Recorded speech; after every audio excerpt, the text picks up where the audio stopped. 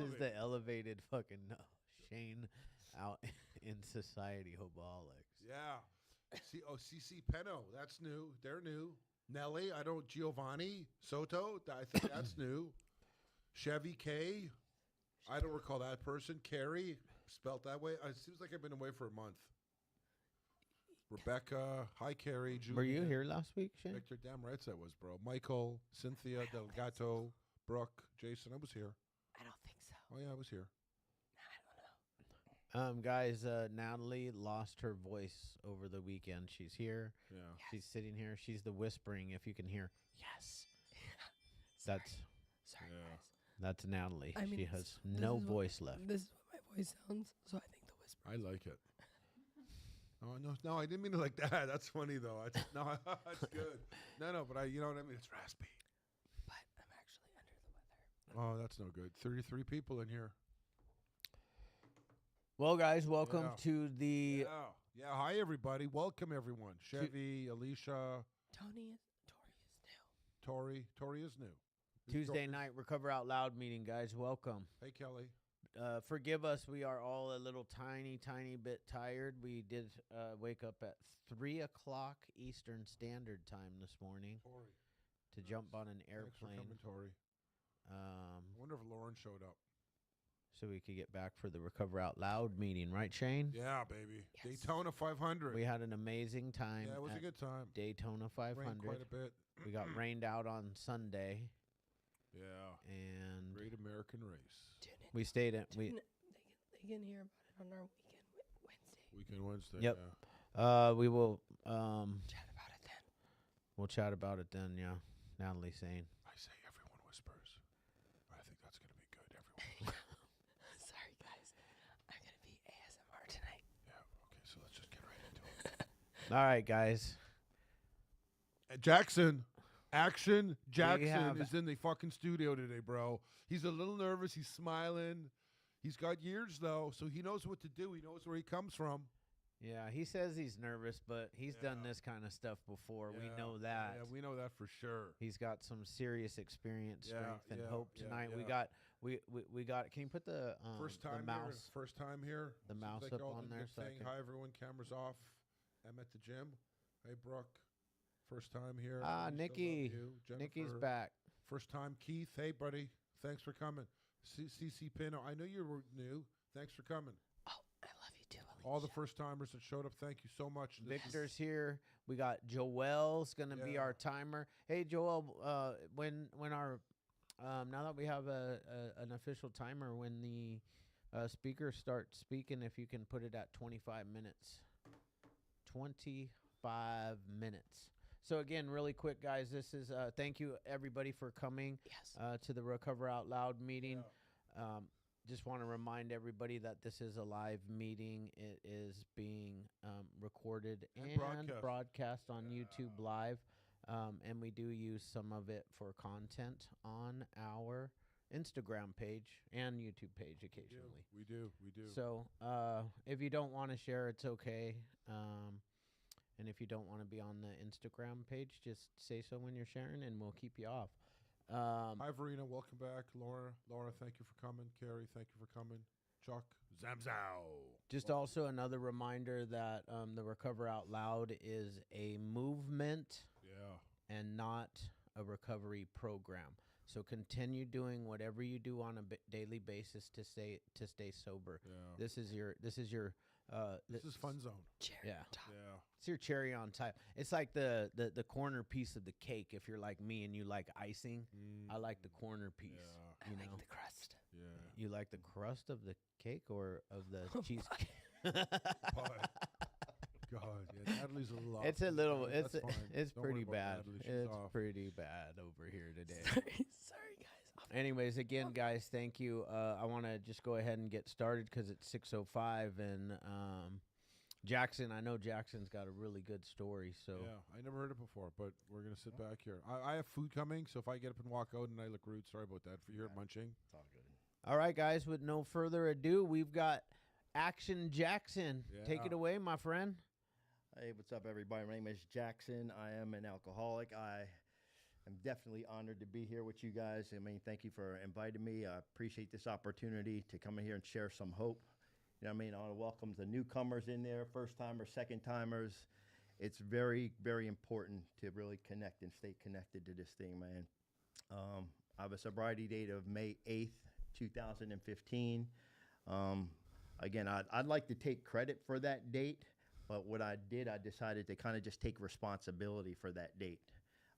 I decided to, take a look at my life and share some experience with you guys because, again, I really tried to do this on my own. Again, have a substance of, I don't want to call it choice, but crystal meth was my go-to, and I chased it religiously for over 20 years. Prior to that, I was in the military. I had alcohol was my go-to, but moved out here from Jersey, and again, just got into that crystal meth zone, and again, it was medicine, bro. It was just straight medicine. I wasn't doing it. It gotten to a point where I wasn't really doing it for fun. It was like, hey, this is my balance right here. I can be functional. Again, I'm not trying to get sick with it or tweak with it, but that's exactly where it ended up taking me. And again, I wanted to resist that. I wanted to really kind of control it best I could. I really wanted to just control it. Again, I probably about 10 years into it, again, I was really clear that, okay, look, I'm trying to be functional. Again, I had an awesome job. I was an insurance agent. Again, I always maintained my appearance, always maintained a good job, nice place to live. So again, I consider myself super functional. Again, I'm not this stereotypical junkie, whatever. But again, I'll tell you this, I needed it. And I needed it, and I could clearly see the progression of it over about 10 years, because this disease is just like that illness. It will make me think, and it did make me think that I was doing it. I was controlling it for a long period of time. So I started going to treatment in 2006, and I just mentioned to Shane, I was out here in San Clemente at my first rehab, and again, even at that point, I was like, okay, I'll try it, but again, I don't think this is going to work. Let's see if you guys can fix me. And that was kind of like my attitude with going into treatment. You guys fix me. I was introduced to a 12-step program through NA initially, but no, I'm okay. I'll just not pick up this time. I'll do my little time, and again, I'll get a little bit lower under the radar this time. I'll be a little bit more responsible with it. But again, that was me in full denial. So again, a big part of my story and my experience is full denial, full willingness to try to control it and enjoy it. And like I said, it just wasn't working. I found myself in lots of rehabs, lots of jails. Again, never any type of state time, but again, lots of times going to jail for various possession, paraphernalia, little knickknacks, stuff like that. But again, I'd get out, go right back to it. Do another rehab, 2-3 months, right back to it. Again, there's no way I'm going to stop, bro. I'm not doing this for fun. Again, I'm doing this because I'm trying to find some balance mentally. I didn't understand it. I had that disease in between my brain. Whew. So now here I am. I like to jump right into it at this point. So now on May 8th, 2015, again, I'm steady with it. I'm gonna go back to 2013 because that's when it really started to get real. I went into a rehab out in San Diego, Veterans Village. I love that place, man. I was really gonna do the deal at that time. The deal was, if you want to come back to your family, I have a beautiful daughter. She's 15 now, a son. But the deal was, if you want to come back home, go do a 30-day program. No problem. No problem. I know my disease knows how to program. My disease knows how to sit back, be it jail time, be it a recovery thing. I always had in the back of my mind, control it better this time, Jackson. Don't get stupid next time. But you got to bring it down a little bit because, again, you done messed up and you got off the rail again. So here I am again in 2013 at Veterans Village, and I remember the facilitator, he says, again, this is a real part of my story. This is why my stay stop thing is like so prevalent to me today, because the facilitator, he says, alcoholics and drug addicts, they stop all the time. They just don't know how to stay stopped. And I heard that in 2013, and I remember stopping, and I had a little notebook, and I wrote, stay stopped. And I go, man, I said, I always thought my problem was just trying to quit. I thought I was just trying to stop. I was just trying to stop. but I did stop lots of times. We all have stopped lots of times, right? But Oh, yeah. my deal was I didn't know how to sustain this new life, this new responsibility of being functional and knowing how to process my thoughts and my anger and my fear and my resentment. I didn't know any, those were all foreign languages to me. So when he said stay stop, something stuck in 2013. And I remember writing it down.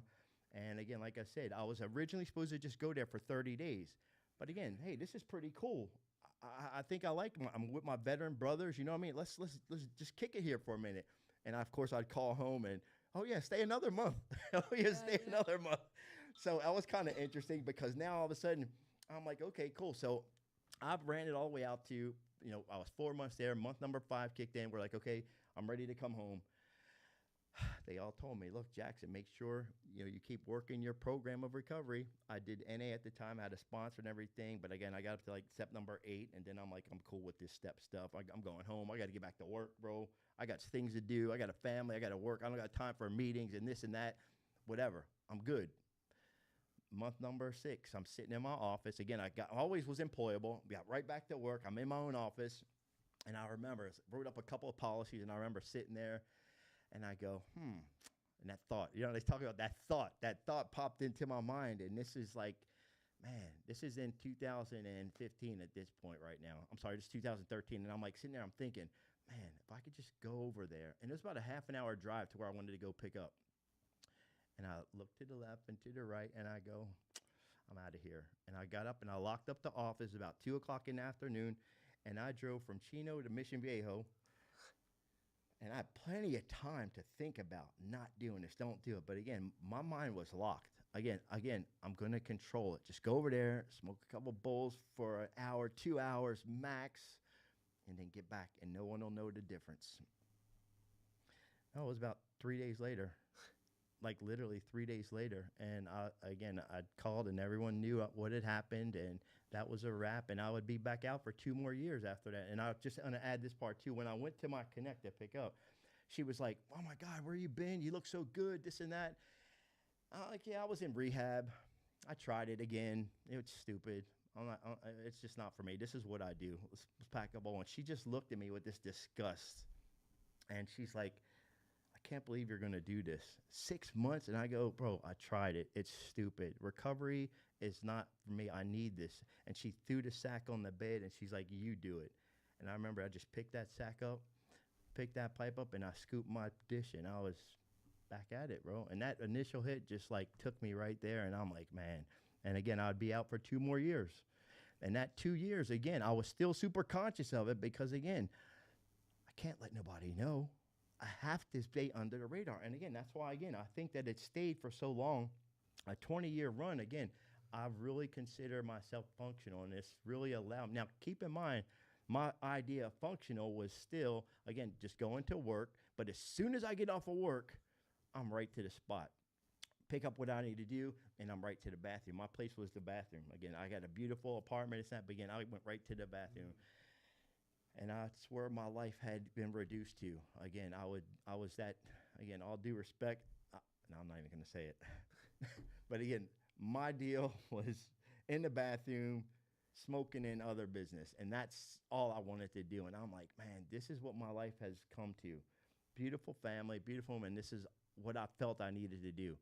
And again, I proceeded to do that and live that way under the radar for the next 2 years. Well, this is where I kind of zoom in. We're in 2015 now, and my radar is getting a little bit out of control because, again, I'm not under the radar anymore. Something's going on. He's staying out late. He's in the bathroom for 3-4 hours at a time. He pops out, and then he's right back in.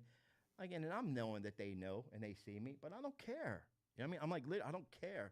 I'm in here, and this is my office, and this is my private space. You guys are out there. Just don't worry about what I'm doing. And if they knock on the door, I crack it again. I know how to stash. I say, hey, what's up? I'm good. Again, fully functional. But again, it went on and on like that. And then May 8th came. The morning of May 8th came, and something popped off in the morning where the kids weren't getting ready. And Mom's like, these kids aren't listening. Help me. Get up and do something. And I got up and I did something. And I went out in the living room and I with authority. Again, I'm the man of the house, and I'm the dad, and I'm the authoritative. And I'm like, you need to listen to your mom. You need to listen to your mom. And my son, he kind of hit the remote control, and just big smash. And mom comes running out because she's super spunky like that. And she just started swinging. She thought I'd hit the kids. And don't you touch my kids. And she started swinging. And again, I'm at this point just like, I gotta handle this. And again, like literally my idea is I gotta handle this. But I literally grabbed her and drug her to the bedroom. And this is the part that just really sucks because the kids are seeing all of this stuff. And again, that's not how that morning was supposed to be. It was not. Again, I had a whole routine. Get the kids up, get mom off to work, drop them off, pick up, come back home, boom. I never got to do none of that morning because, again, that chaos just broke out. And I grabbed her, my daughter's mother, and drug her in the room and threw her on the bed. And she's kicking and fighting. And actually, I know I got a pillow over her head. And I'm 295 pounds on top of her with my arm. And I just need her to stop. And the kicking stopped. And my daughter comes in and she screams, "Daddy, stop." And that was the loudest, most deafening scream ever. And I remember getting up, and I had my hands like this, and I just remember going, I don't care if I go to the blackest of hell. And I don't know where that came from, you guys, because, again, like, this is my beautiful family. Why would I say something like that? Well, because something inside of me had taken over as far as I was concerned, and it was like, I knew that they were interrupting my routine, and I don't care if I go to the blacks of hell. That was me saying, look, you guys need to get out of my way because I don't have time for all of this stuff. You guys need to go. Everything settled down. Everyone got off to school, off to work, and I'm sitting at my computer, and I was just about to go back into my routine and do what I do, and my phone rang, and it was the Orange County Sheriff's Department. And the Orange County Sheriff's Department, they were like, "Hey, this is Orange County Sheriff's Department. Got a couple officers outside. They just want to talk to you for a minute." And I'm thinking to myself, oh, she's going to try to catch me now. She's going to try to, set me up, whatever. So I stepped outside with the utmost confidence, I need to just say, because, again, the way I stashed my stuff, the little I had at that time, because I was supposed to go pick up, there's no way they're never going to find it. So I walked outside with confidence, and they were like, "Okay, we're going to search the house, whatever, go ahead." And I'm sitting on the step outside, and then they come back out, and they're like, "Okay, stand up, put your hands behind your back. You're under arrest for domestic battery." And I didn't see that coming, you guys. Again, like literally that whole ordeal, I was completely, it was like a blackout type of a situation. And next thing I know, I'm like, they're like domestic battery. And then they said child abuse and child endangerment. And I just felt everything just implode inside of me because, again, not how it was supposed to be. And I just remember breaking down crying. And I remember getting in the back of the cop car crying. And they let me use the phone. I said, I need to call the coach because I was coaching a football team, my son's football team. Again, I'm functional. I'm doing the deal. But, again, I had to call the football coach, my assistant coach, and I told him, I was like, "Hey, can you go?" And I could barely get it out. I'm not going to be able to go to the game, this and that. And I got booked into custody. When I was getting booked into custody, you guys, this is the thing, because you had mentioned before about, crying. Because, again, I'd been booked into custody lots of times. For some reason, there was a lot of crying going on that particular morning.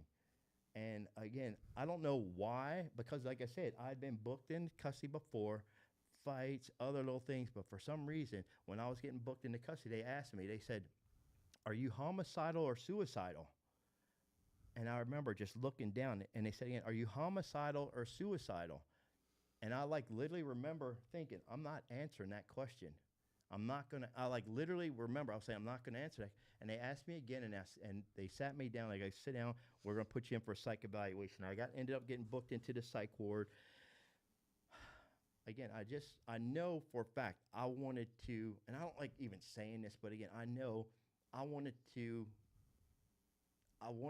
my daughter's mother to just be asleep, basically. And I don't want to say I wanted to kill her, but essentially that probably would have happened at the level that I was at. Again, I knew I was at a point where this addiction had definitely gotten me to a dark space. So when you talk about suicidal, I know that was on the table as well. So now I'm booked into custody again, and I'm in the psych ward. And this is the best part of my story, you guys, because while I was in that psych ward, the H&I people came into the jail. And again, I told you I did NA back in 2013. Well, these H&I people came in with this big book thing, and I forgot my big book. My big book's out there. But yeah, I keep my big book at my right hand at all times now, because I laid in that jail, and I remember just flipping through my pages, and I'm like, I'm not reading this book, but I was just kind of just thumbing through it, and my fingers caught page 553. Full random, 553. The title was called AA Taught Him How to Handle Sobriety. Say, God willing, we'll never have to drink again, but we will have to deal with sobriety for the rest of our lives. Finger scan down to the bottom. It's no great trick to stop drinking. The trick is to, and there it was again for the second time, the trick is to stay stopped. So, like, if you're new in this program, again, and you're on this podcast with us right now, you have stopped. And there's now an opportunity, right, for you to join us. And you guys provide this awesome platform for people to come and share their story. Every single person on this podcast, we all got a freaking story. Like, literally, we have a story of hell. Like, literally, that's where we have descended to against our own will, or on our own will, if you will. A lot of wills in there. Huh? Yeah. But that's exactly what it is. So now here's a podcast. I've seen lots of different podcasts out there, but the value of a podcast now to be able to tell my story, it's really not a spotlight on me. It's me saying, look, something happened to me almost 9 years ago, and my life changed because I decided to employ a real program of recovery. And again, when I saw that stay stop thing, the very next sentence said to do that. In other words, okay, you can say stay stop, but how? How do I do this? I don't know how. Again, for 20 years, 30 years of my life, again, I know how to try to moderate. I know how to try to, live that double life. Because again, that's one thing for sure. I was a double lifer for sure. Maybe even triple life, really. I think it may be triple life. But essentially, like I said, that's not how we're supposed to live. I mean, they told me my first sponsor said, Jackson, you got to pick a side. I said, I don't want to pick a side. I remember I did my step 2. God's everything or he's nothing. God is or isn't. I said, where's that leave me? And I remember my sponsor said, you're the one that has to make that choice. And you got to make that choice every single day. And I'm like, man, I just don't know. So again, but that stay stop thing for the second time was my divine moment right there. I decided, I said, I need to be able to carry this message.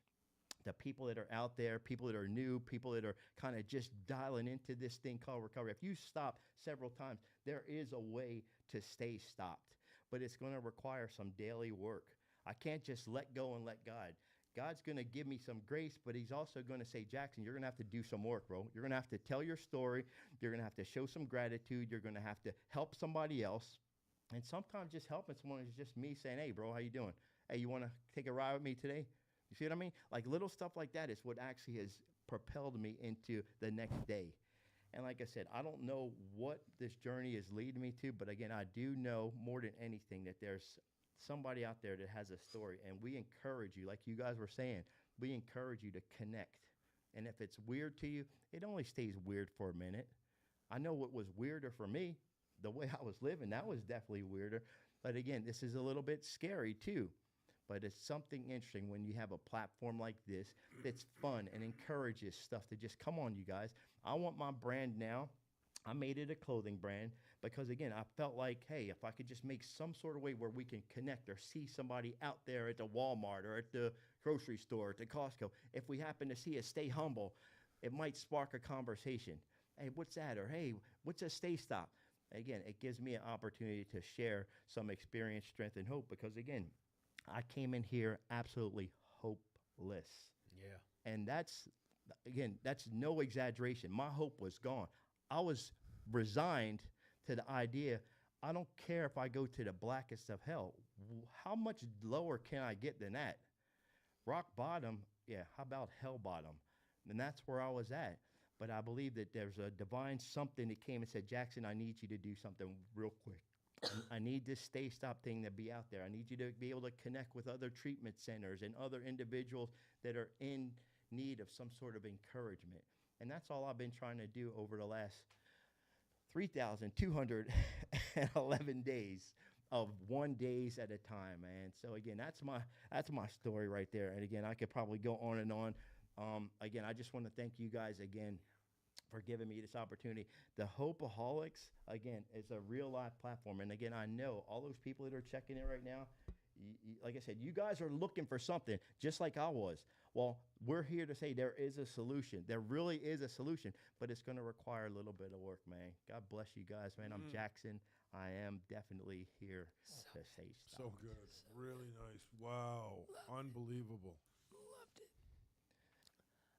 I would talk more. Yeah, I know. Go ahead. I would talk Does it hurt when you talk? a little bit. Oh, it Don't does. interrupt her. Okay, sorry. No, I just want to say thank you so much. God Absolutely. bless. I loved your share. You guys can go ahead. Yeah, it was really quite amazing. It was. Wow. Yeah, man. Yeah. If you look at the comment, oh dang, it went away. Ventura knows your brand. Look at that. Nice. Ventura Nice. knows your brand. That's what's up right there. Yeah. Right? How Mhm. cool is that? Scott, how you doing? First timer, 11. awesome. Back up 6:30 meeting. Yeah.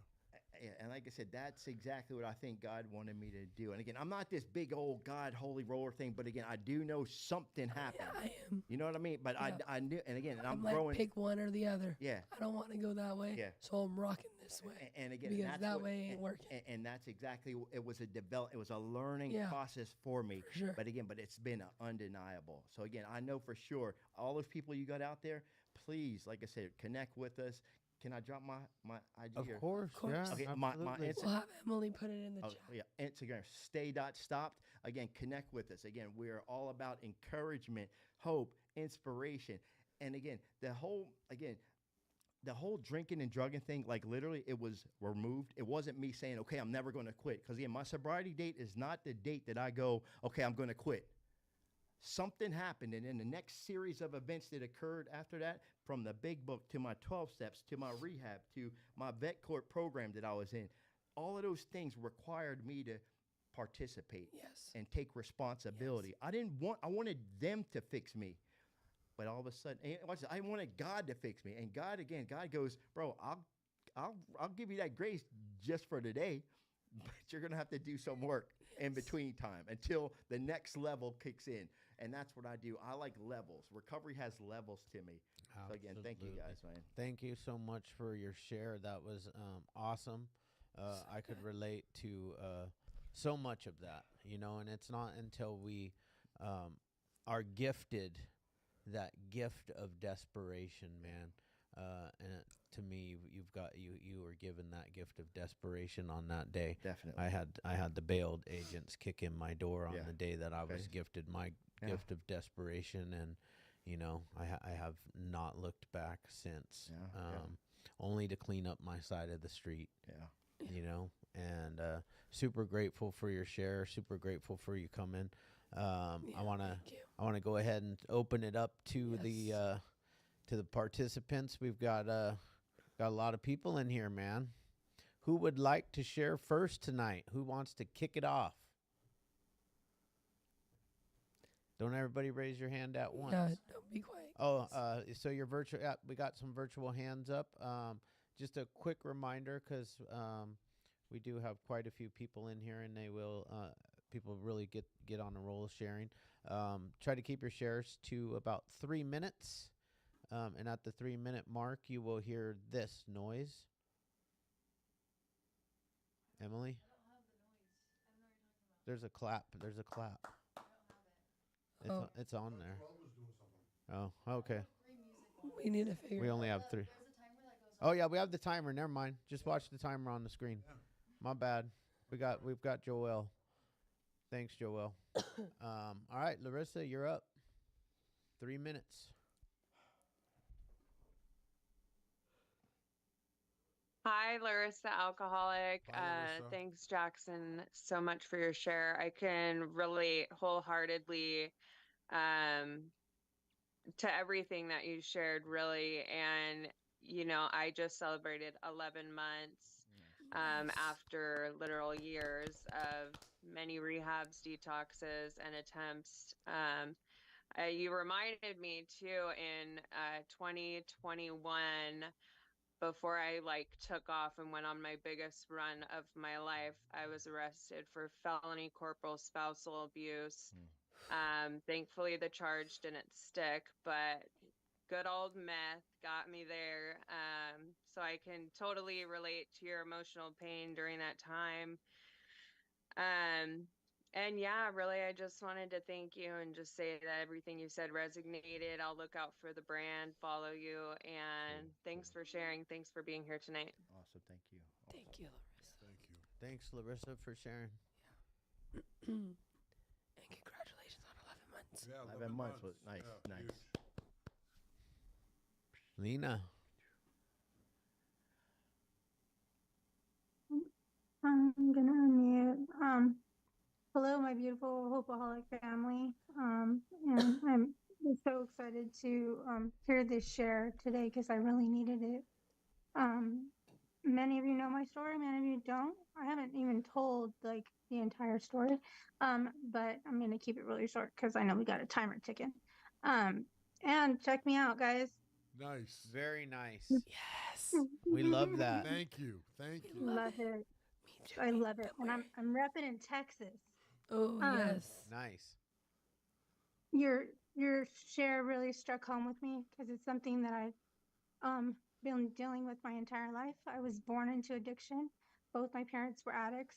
My mom was a meth addict, my dad, and a pill addict. She was a pill chaser. She was always after any kind of pill she could find. My father was a heroin addict my entire life. I was born and I don't remember a time where he didn't have a needle in his arm. That being said, your share can really resonated with me because I was that little girl that screamed. I'm gonna try not to cry.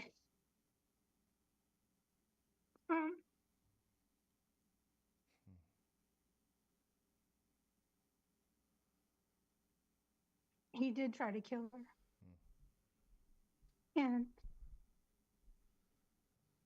me being a 5-year-old little girl saved her life. She was bleeding to death because he had stabbed her. And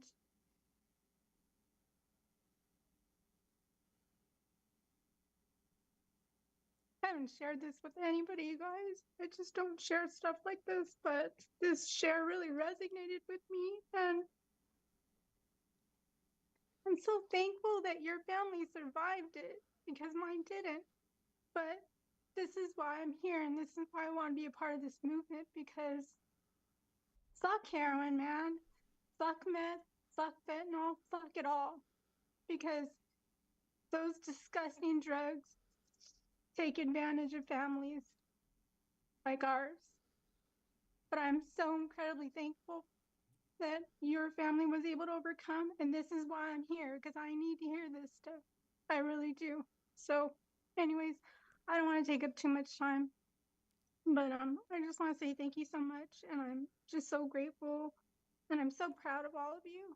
So incredibly proud of all of you. And you know, I didn't live a perfect life. I obviously experimented with drugs, but by the grace of God, I never had to stick a needle in my arm.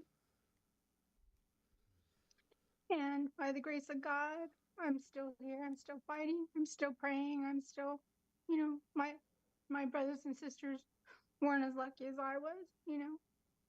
And so my heart is heavy today, but I'm just thankful that you shared your story because I really needed to hear that today.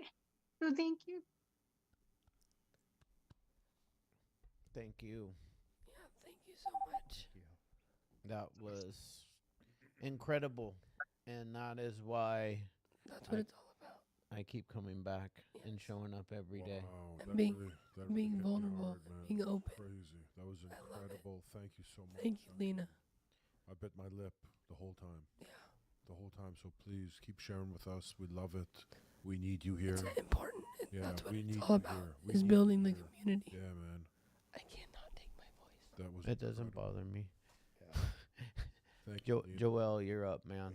Lena, You're the best. Yeah. We Bless you. appreciate God you bless. and See your you next support. Tuesday and Yes. text us. If you need to text us on the side, Instagram. We're here for you. We're here. We'll answer. We're part of your family, part of your life. Please, we would love everything you said, and everything. Thank you. Yeah. Thank you. Yeah. Hi, Joelle. Everybody, I'm Joel. I'm a grateful, recovering alcoholic and addict. Lena, thank you for your share and your vulnerability. I really appreciate that. I feel very privileged when somebody says, you know, I haven't told anybody this. That means a lot to me. That means a lot, I think, to everybody in this room. So thank you again. Yeah. Jackson, thank you for your share and your story. I appreciate it. I hit my Instagram and put a quick follow on. I guess I should start the timer. And then Hopeaholics, thank you guys for, you know, having this platform and this room for us to come into. I go to another room that's about 5 days a week. So I get quite a few Zoom meetings in, which is great. But Zoom has kind of saved me because I never really found a lot of fellowship in the rooms. I've been to plenty of AA rooms, and not that I didn't get a good message, but I didn't feel connected with the rooms. You know, they tell you to keep trying something, you know, don't let one bad experience, you know, ruin sobriety for you. And I found a Zoom room that I got attached to, and I've been attending for over a year now. A lot of the folks that are in this room are actually part of that room. So shout out to my 3A folks out there. But no, just again, thank you guys for having this open and doing this for us. I hope you can, you know, get more nights of the week. I know schedules and times and etc. But somebody mentioned gift of desperation, and I wasn't granted that the first time I tried sobriety. I had a girlfriend at the time. She was actually an ex-girlfriend, but she had watched me all through my alcoholism, and she knew I was an alcoholic. I mean, shit, I knew I was an alcoholic, but you know, the functionality, try to hide it the best you can. I'd wait till I got to work to have a drink in the morning. You know, there were mornings I would make coffee only to mask the shot that I wanted to take before I left for work and hope she didn't catch me. So by her suggestion, I went to treatment, and I thought it was a great idea because I was drunk when I agreed. And in talking about being fully functional, I showed up to the detox center and I blew a .28 or something right around that neighborhood. And the lady was like, "How are you standing up?" And I said, I mean, I could go out and party right now. Like I'm in my zone right now. So let's go do this. But you know, I for a long time thought I was fully functioning as well. But everybody else knew I wasn't.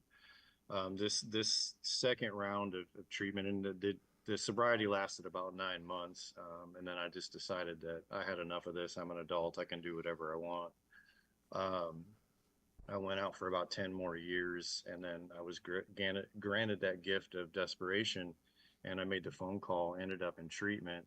I did the 30-day detox, called home. They're like, "You're doing great. You should stay." Did the 30 days in PHP, called home. They're like, "You're doing great. You should stay."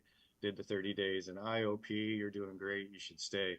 Long story short, I ended up moving to Florida back in April, and I've stayed. I'm from Texas, and I came to Florida for treatment. But you know, it doesn't always work the first time. Sometimes, you know, we're gluttons for punishment. I know I am. So sometimes it takes more than one try. So if you know, if a relapse is part of your story, I get it. Don't beat yourself up. Just keep doing the right, you know, next right thing, and keep attending meetings and keep coming and talking to people that care and love and will listen. Time's up. Love y'all. Have a great night. Awesome. Thank you. Thanks. Great share. Yeah, there's scroll down a little bit on there. Just want everybody to make sure that they saw the flyer to the meeting. Other one. The other meeting. Is it 5 days a week, Joel? I think she has. 5, yeah, 5 days a week. And go give Rachel a follow if you guys don't follow her. She's hilarious. We just recently had her on the podcast. She is incredible. She like is viral in my feed because I'm Yeah. always watching her funny stuff because I need to laugh every once in a while, and she will crack you up. Rachel Elizabeth, I think. Yeah. I don't know what. Oh wait, I don't know something. But the negative talk, just for a second, like that's big. That's bad. Yeah. Like even when you're driving and you do a wrong move and you go, damn, I'm such an idiot. Like Yeah. you got to really start correcting that stuff, right? Oh yeah, absolutely. Gotta have some self love. Self love. Start talking to yourself Yeah. with love. All right, who's up next? Margaret. Margaret. I had a friend growing up. Her name's Margaret. Her sister was oh, that's terrible. They were neighbors. They were like our best friends. Kristen, Margot and Kristen. Margot, not Margaret. Margot. It's still with a T at the end. We called her Margot. You're up, We Margaret. called her Margot. Okay. Hi, guys. I think this is like my first Zoom meeting ever. I mostly do like in-person women meetings. I'm from Chico, not Chino, Chico, up north of the university. So from what I got from your lead and share, thank you, by the way, was you said there's like levels to the recovery. And I totally agree because I've got 3 years, no heroin. When fentanyl hit the ground, so did COVID. And I went, these came out together on purpose. I'm not doing it. And I just wasn't, that dynamic for me I wasn't interested in what fentanyl required. So, yeah, I moved down to Ventura and I ran a sober living with women. We did there was just a lot of legwork in the first 3 years, I guess. So, you get your apartment, you go to college, you're having a great time. I don't know, maybe you get a flat tire. Maybe you didn't pass that college class, but like not all your friends from sober living stayed sober, whatever. And kind of like he was saying, you just get back into this mindset like, oh, I just need to go 10 minutes. Well, the beauty of me is I'm not 10 minutes from anything. I'm 9 hours away if I thought I wanted to go relapse. Even going to a bar doesn't really sound like it would just be a waste of money. It's like a waste of time to me. But so the levels that are in my recovery are really the quality of my life. Like I said something at a meeting the other day, and I said, I think I'm complaining of the gifts of recovery. And my sponsor's like, yeah, that's a good problem. Go back to your basics. I got to sober living. I was excited just to have, like, I wasn't in a pod of 50 women in jail. So, anyway, I guess my whole point with that was that I was one of the moms who gave birth on heroin. And I turned that all the way around into college with an associate's into child welfare because I have to. And it's what I'm good at. And no, it's really what I'm good at. And it's what I enjoy. I did CNA, LVN. I did try to do things, but wound care, hospitals are for diseases, not people. So I just want people, I like the name you guys have, Hopeaholics. I used to say Hope was a whore when I was high. But but I do appreciate what you guys say and do here. And I do appreciate that it's online because I'm in school now and I do need to check in at 7 p.m. when I think I don't need one. Thank you. I appreciate your time. Thank you. Yeah, I wanted to say that's the one good thing that COVID did bring, though, is they brought they brought some Zoom meetings. I mean, they brought the Zoom meetings. These things didn't really exist. They were few and far between. And I had never attended a Zoom meeting until we started this one right here. Yeah, I've always been an in-person recovery guy. Me too. And I love this meeting more than any meeting I've ever been to. Now, did she say she went from giving birth on heroin to an associate's degree? Yes. That is that's crazy. Yeah. Yeah. Good for you. That's Good what for you, recovery is man. all about, right That there, is man. That is amazing. what recovery is all about. That's it. That's it right there. And lights. We don't get clean to just be boring and do nothing, We're not, yeah. right? Damn, good for her. I really like the Hope is a whore. Hope is a whore. Yeah, that Hope is a whore. I thought that shit was funny. Yeah, it is funny. Victor, you're up, my man. Victor. What's up, guys? Victor, Addict. Hi, Victor. Thanks, Jackson, and thank you everyone that shared before. The part that stuck out to me too was like the whole levels part, right? Because we all have like different bottoms, right? And that's like something that you hear a lot about, right? Just the different lows that we all go to. But I liked how you talked about being able to, work your way up those levels, and by doing the leg work, you know, um, like with the whole second step and stuff, or even the third step, giving it all up to God, it's cool because you could give it up to him, but at the end of the day, you have to put in the work, whatever your God is or whatever. It's just there to like guide you and stuff. It's not gonna do the work for you at the end of the day. I needed to put in the work. Friday, I just picked up my year. Yeah. So Yay. Yeah, baby. first level there, before, I used to always say, we're all in the same game, just different levels, different devils. And now I feel like I don't have to worry about that. I know it's still there. At the end of the day, there's just this like squatter that lives in the back of my head that knows his rights. And I just have to keep that awareness that squatter is always going to be there. But just by working what I know how to do, and being teachable at all times, and whenever I think that I got this, I have to remind myself that I don't. That's like the biggest thing, if I get complacent, in my line of work, we say complacency kills, and I think that's the same thing here. We get complacent, we think we got this, and it's just so easy to go back to our old ways. So just thank you guys. Thank you everyone. Really appreciate it. Love logging on every Tuesday. Yeah, we love you too, I buddy. think that's all I got, so I'm gonna share the time. Thanks. We love you, Victor, and congratulations on a year. Yeah, Complacency. congratulations. Hell yeah. Safety first. I always said safety first. Doing stuff, and that's like complacency. Safety first. You gotta. The famous last words of an addict. The famous last words of an addict is "I got this." Yeah. Yes. How often how- have you heard somebody say "I got this"? Yep. And then 2 weeks later, a month later, you hear that they're out there using again. And man, I don't wish horror on anyone, man, because there's nothing Especially- worse. Once you've had time, once you've found the program, and that seed has been planted, and that there's actually another way to live, because I didn't know that when I first was an addict, and then I got sober, and I was shown another way to live, and it was just miserable being out there knowing that I could get clean, but you would you could stay clean. yeah. Yes. Cool. Yes. Yeah. All right. We have got Ash. Ash.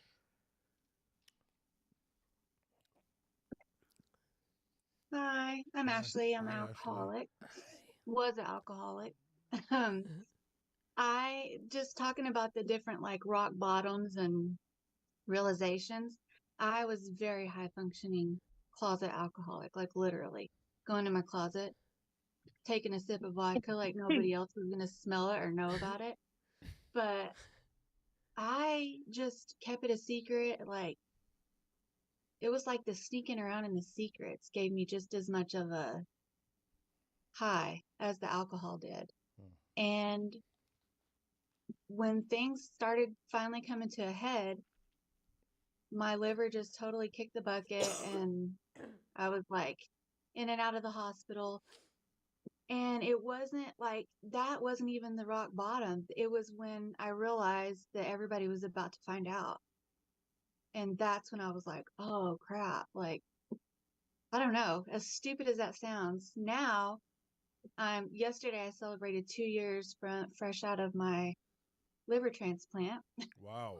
Oh wow. And, but I don't have 2 years sober because, like I say, just because they fixed the physical, I still had to do the work on the mental. And so, yeah, I was just gonna say, like, sick in the head, crazy alcoholic, and that's what made me realize everything was when everybody found out. It wasn't that I was like potentially going to be sick. It wasn't, I don't know. I just never had any of those cliche moments like people expect. Like I never blacked out.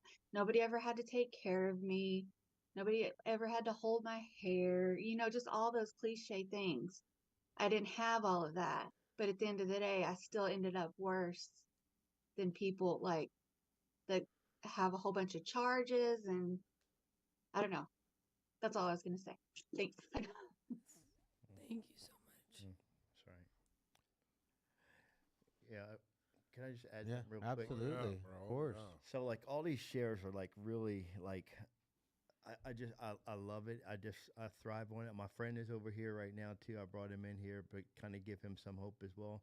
And like a lot of us, we get in here and you realize that, okay, so what? My weakness now can be used to help someone else. And like my friend just said here, it's like there is a solution, like literally, and to live, my 10, 11, and 12 steps on a daily basis, like it has allowed me to reconnect with my family and be that better person that I always wanted to be without a program. My friend asked me, if it wasn't for a 12-step program, would you be out there? And I said, absolutely. Like I think I just heard Joel just mention, I'm clear. I'm not cured.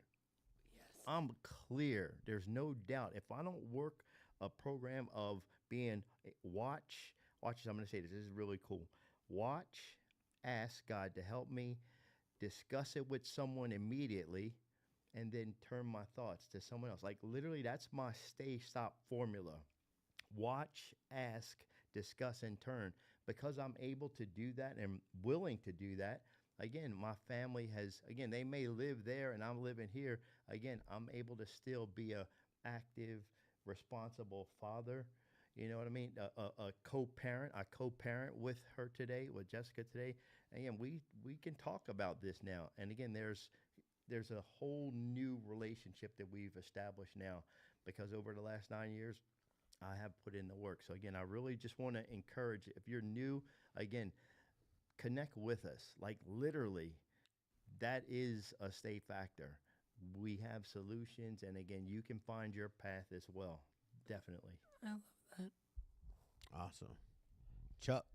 Chuck. Hey, everybody. Hey, Chuck. Hey, what's going on?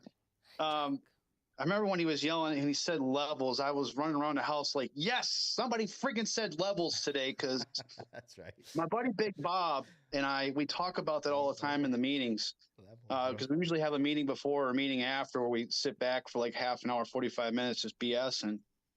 And we talk about the levels. We talk about, the moment, the present, and, what am I going to do to get past what's going on? And I like how Dr. Jekyll, Mr. Hyde was pretty much talked about tonight. Mm-hmm. And my thing about Dr. Jekyll, Mr. Hyde was alcohol was everything that I wanted, and sobriety is everything I've needed. Nice. And when I came back in rooms in 08, down and out, and 15 half years later, I'm still working on things. I'm still doing all the footwork to have a good day each day, but also add value to others that would come up for questions, or what if they're going through something, whether they're in the rooms or outside the rooms. I got to deal with earth people too. And sometimes it's not that easy. Sometimes it is, but I got to check my ego and pride at the door everywhere I go. So I can be, of use and not be the selfish a-hole that I used to be. Mm-hmm. And, like I say, every morning when I wake up, instead of coming to, do I want to be an a-hole today, or I want to be a nice guy today? I got to check that every morning when I look in the mirror. And I got to feed which wolf's going to be the hungriest. There you go. Yeah. And man, I feed the wolf that keeps me straight and narrow today. That gorilla's off in the corner somewhere just starving. I'm going to leave it that way for a while and not let that revisit, because You know, my accident, and I say this too to everybody in the rooms and where I go around the area. Um, my accident on the corner of Green and Main Street in a town nearby is where my bottom was. And I do not want to revisit that bottom ever again. And I do not want to put my family or anybody through that again. So that's why I keep coming back. That's all I got. Nice. Thanks, Chuck. Awesome. Thanks, Chuck. Love it. Verena, second time here. Thank you for coming again, Verena. Hi everyone. Hi, Verena. Hi guys. I'm struggling today. Thank you, Jackson, for sharing. As I was listening to your story and people's voices or their statements, I was going through my daughter's things. I've been putting it off since I had gotten back from New York, and I was trying to get organized and getting her things, going through things that I have a hard time facing, and some of the stuff that I'm finding in her things that I just grabbed everything, and stuffed it into trash bags, and now I have to actually go through it. And so I haven't been in the best place mentally for the last couple of days because of my own struggles and my own healing that I'm still facing, and then some going back to, well, fuck it, I'm just gonna have a drink or two just to take the edge off, right? And it put me in a worse place mentally.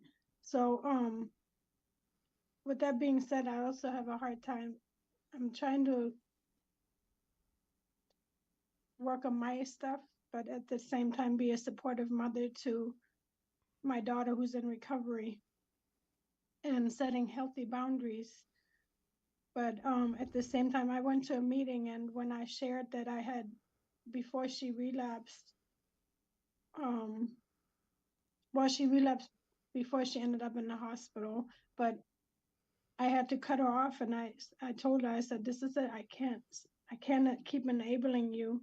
And so when I shared that in the meeting, one of the guys was like, well, that made it worse for her, so that's why she ended up in the hospital. And it made me think, like, is it my fault that she almost died? Like, how do I guess my question is, how do I, be a supportive parent or mother to her, but at the same time, not enable her and find a healthy balance in between, like, I don't know if you guys can give advice on that, because it really eats me up inside.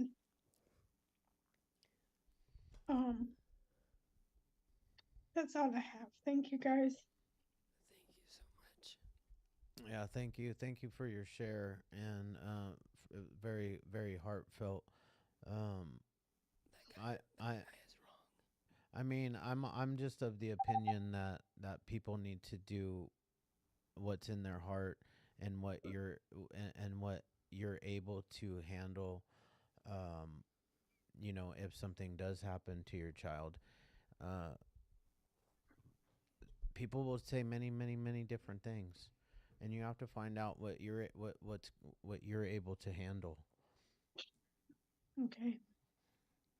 I just like to keep praying. Again, that's what I know. I believe prayer is like literally it's underestimated, it's understated.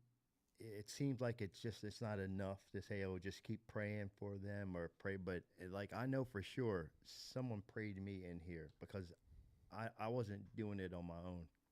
So, Verena, again, just continue to lift her up in prayer. I will definitely lift her up and lift you up in prayer as well.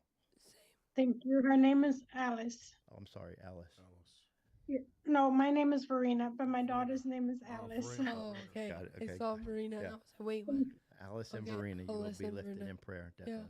Thank you. Thank you, guys, and thank you for all that you do. Thank you so much. Oh, I got Al-Anon There you go. saved a relationship with a lady's daughter and her, Yeah. Liz. Thank you for that. Yeah, good one, Liz. Check the chats. Yeah, that's a good one, Liz. Is Jennifer our last one tonight? Jennifer, you're up. You are probably our last one tonight.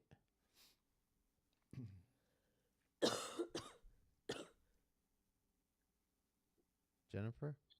Hey, thank you. Sorry, I couldn't unmute. Hey, Jennifer. Verena, hi there. Verena, I just wanted to tell you that I myself was in rehab, and my own son ended up coming to rehab at the same facility. And I wanted to let you know that yes, it was weird that we were there together, and I wasn't sure how that was going to work out. But um, my son, looked to me and for strength, and he observed that I was doing everything that I could to take care of myself, and that's what really propagated hope for him. And um, so pray, reach out for help, but keep the lines of communication with your daughter open. And I think you're going to be okay. And I will pray for you myself. That's all I have tonight. Thank you. Thank you. Wow. Absolutely. Thank you so much. And I just kind of want to end on the fact why the Hopeaholics podcast exists, because the last year kind of really resonated with me and touched my heart, because on 9/11 of 2022, I got a phone call from my 21-year-old daughter screaming that she had found her fiance dead from fentanyl. And he was like a son to me. And, as I was listening to the last share, I was thinking about some of the guilt that comes up in my head sometimes. Like, I could have done more, or, whatever. But at the end of the day, I just had to kind of settle in. And we started this podcast because of his death and because of the fentanyl crisis. And I just keep moving forward, man. I just keep moving forward, and I pray, and I still talk to him, and I know that his hand is in everything that we do here on this podcast. And we've been blessed, man. You guys, we're not even a year into this podcast, and we have been blessed with some of the coolest experiences of my life. And I'm 50 years old, so I'm an old man now, but for real. And you just have to keep moving forward, and you have to do whatever's on your heart and whatever you're okay with. You have to really think about things, because we give somebody a $20 bill, right, and we know they're going to go get loaded and they die. How are we going to feel?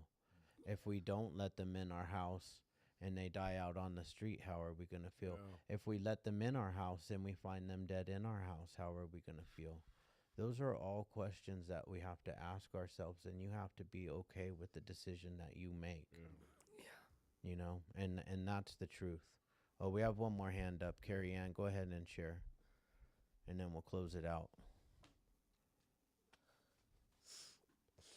Unmute. Am I unmuted now? Yep. Okay. I just think Verena needs to hear it from a few more people too, that my husband had died from a drug overdose, and a couple years before he died, I had to put that boundary in for the kids' sake, I guess. For the whole thing, but the guilt that I've carried since then I was his closest friend, and I just completely stepped away and wouldn't come to his aid. I wouldn't talk to him. I yelled at him that I wasn't his therapist. I was angry at him.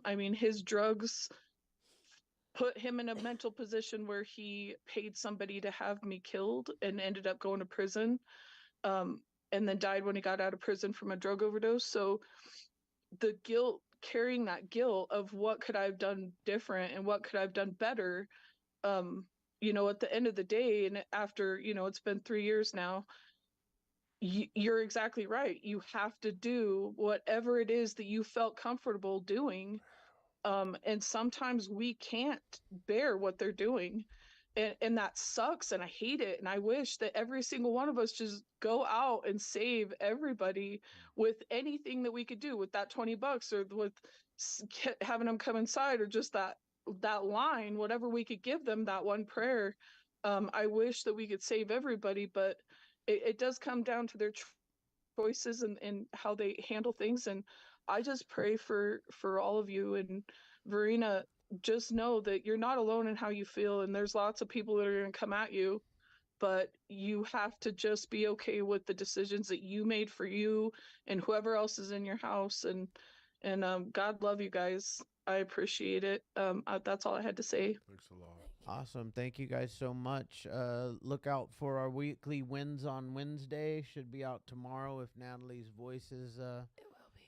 She says it will be. We're going to do a weekly wins. It'll be our second one. Weekly wins on Wednesday. Yes. We talk about our wins. We talk about our losses and how we get through our losses, because how you get through a loss is a win. Yeah.